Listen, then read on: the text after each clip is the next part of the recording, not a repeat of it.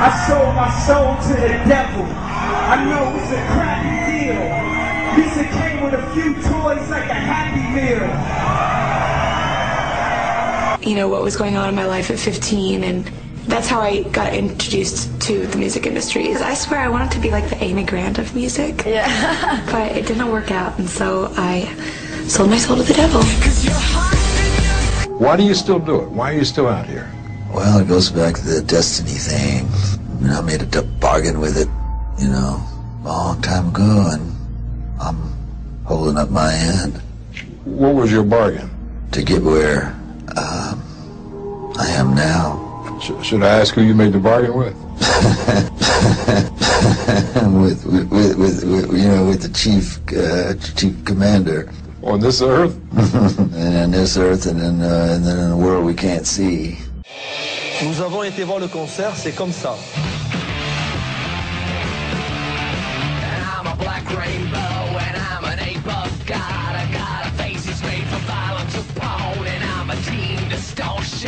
Un pape aux yeux injectés de sang qui appelle à la violence. Un Christ représenté par un singe. Des hordes barbares armés de matraques en forme de croix. Ces images de blasphème sont tirées d'un clip de Marilyn Manson. Pour ceux qui ne le connaissent pas, ce chanteur américain est un des plus gros vendeurs de disques dans le monde. Star chez les ados, ce provocateur né multiplie dans ses chansons les références au satanisme.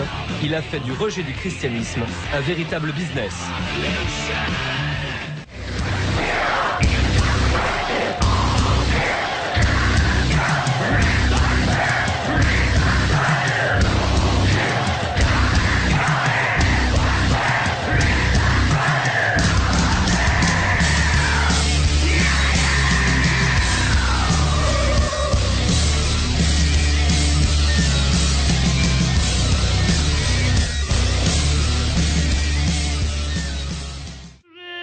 Mon âme au diable, mon pouvoir est formidable, mais le diable est sans secours pour le jeu contre l'amour.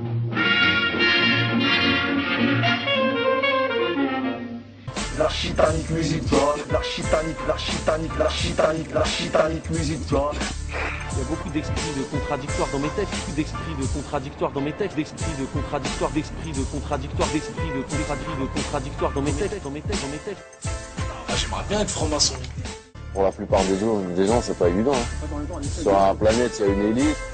Comme je dis, la population, les peuples, tout ça, on est un peu du combustible.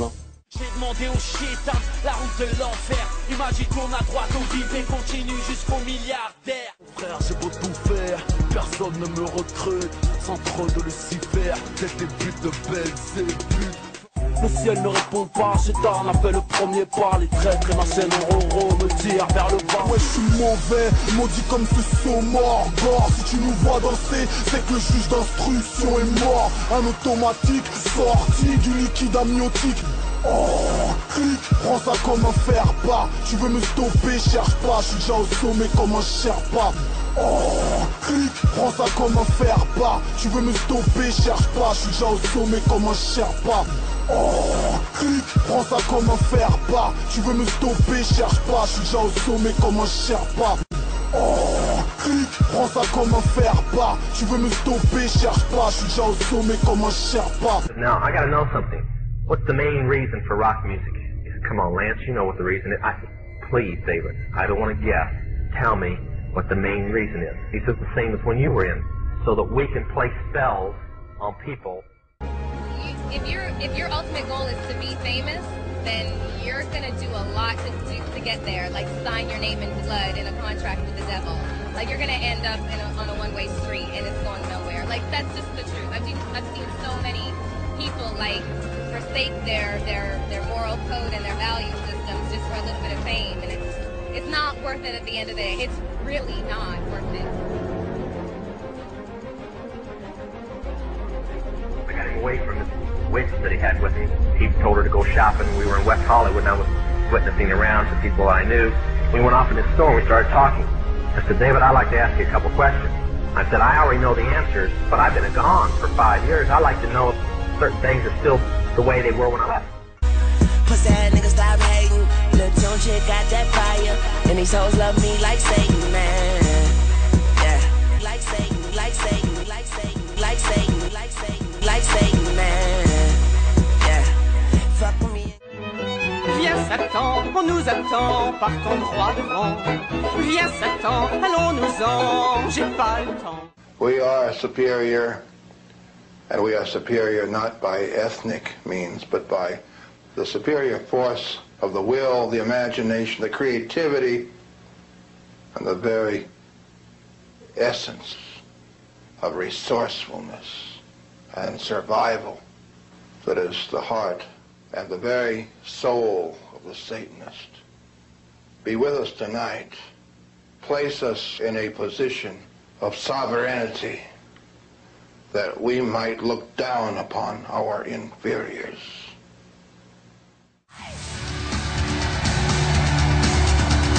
Wounds on my back, like a tones on my head. My pencil sharp and my eyes are red. Not quite an angel or the one that fell. Not just a China, so go straight to hell.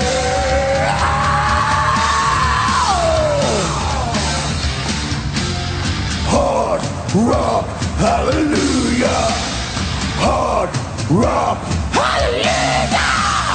Hard rock, hallelujah. Hard rock, yeah.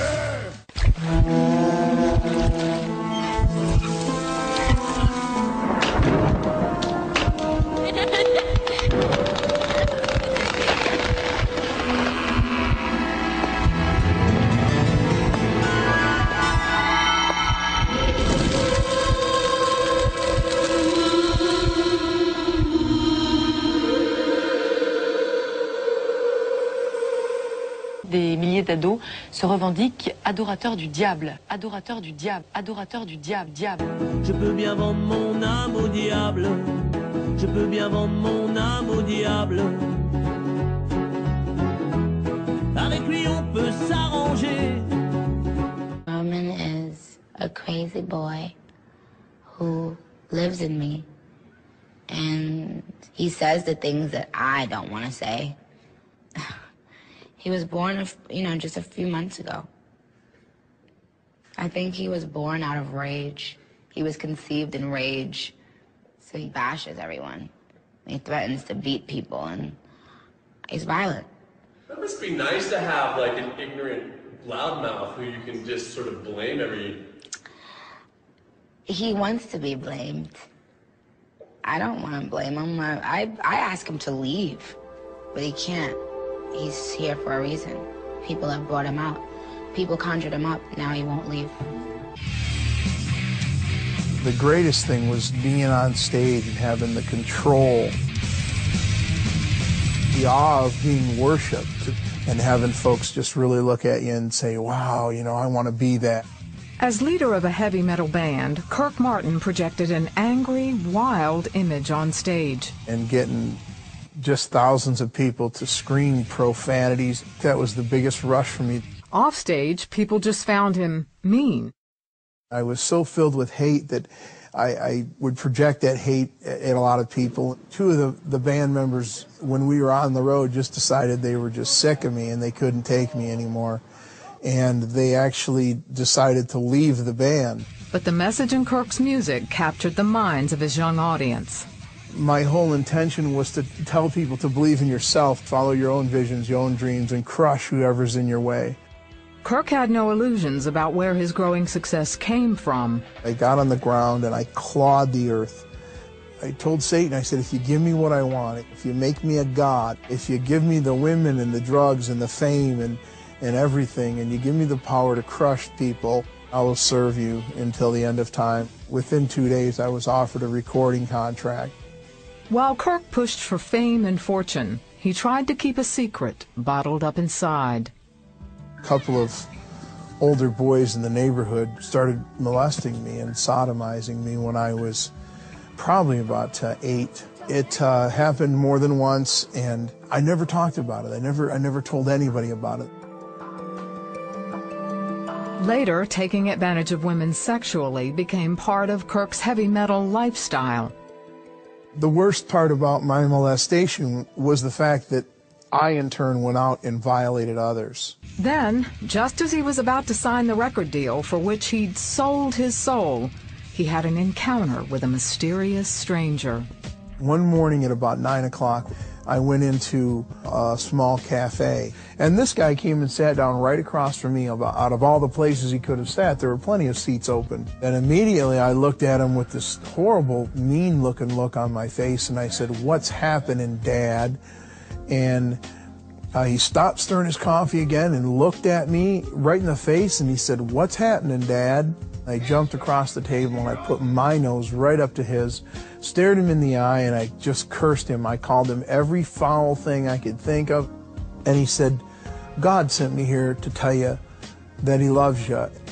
And God wants you to know that he was not responsible for the young men that molested you when you were a young child." And the thing that was so mind-blowing about that is he used their names. And he said, "Jesus is waiting for you to turn your face towards home." And I jumped up and chased after him, and he went around the corner of the building, and into thin air he disappeared. Not long after that, Kirk was sleeping in his band's tour bus when it shook violently in the middle of the night. Suddenly, it was like this big shining spotlight came down from heaven, and the Spirit of God himself came into the bus. And I didn't know why I hated God so much. Everything just slipped away, and the only thing I felt was love. I felt accepted. I felt like I was that little boy again before I got molested. I said, "Jesus, change me or destroy me, because I don't want to be this anymore." I realize now that in the presence of God, sin and hate and ugliness can't.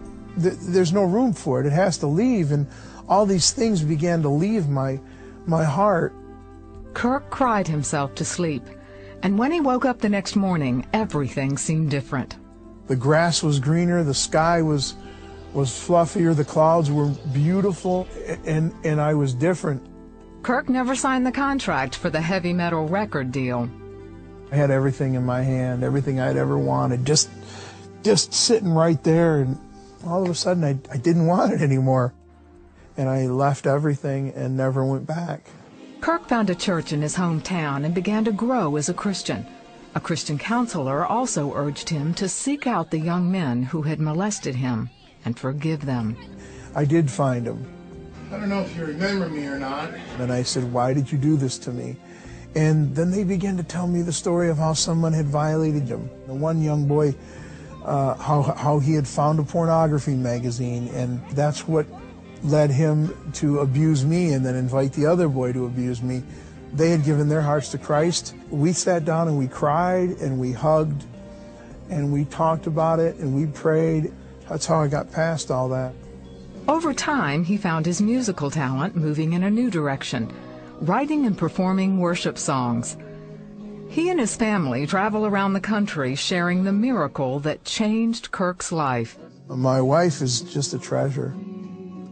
My family is the greatest testimony of God's mercy and God's grace, because I thought I would never have such a wonderful blessing. Once I started to realize that God wasn't out to get me, I started to see the blessings. I was addicted to drugs and sex and violence and hatred and used music as a tool to destroy people. And then God turned all that around for His glory.